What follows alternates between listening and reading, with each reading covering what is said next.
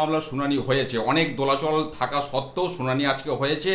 লাঞ্চের ঠিক আগে মোটামুটি 1:27 নাগাদ আজকে সুপ্রিম কোর্টের ডিএ মামলাটি শুনানির জন্য ওঠে এবং বিচারপতি দুজন ছিলেন শ্রদ্ধেয় বিচারপতিদ্বয়, ওনারা একটি কথা আজকে বলেছেন যে এই মুহূর্তে অন্তত 50% মিটিয়ে দিতে হবে।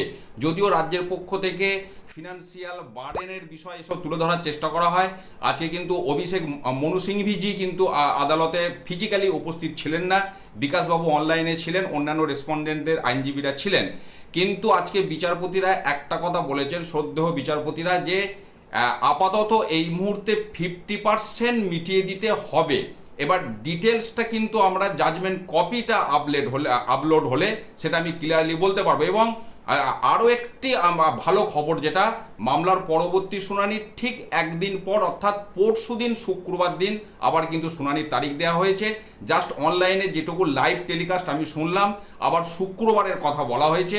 শুক্রবার মামলাটি আবার পরবর্তী ক্ষেত্রে উঠবে এবং 50% মিটিয়ে দেওয়ার কথা কিন্তু অনারেবল জাস্টিস দ্বয় আজকে বলেছেন। এটা একটা অত্যন্ত ইতিবাচক দিক কর্মীদের দৃষ্টিভঙ্গিতে।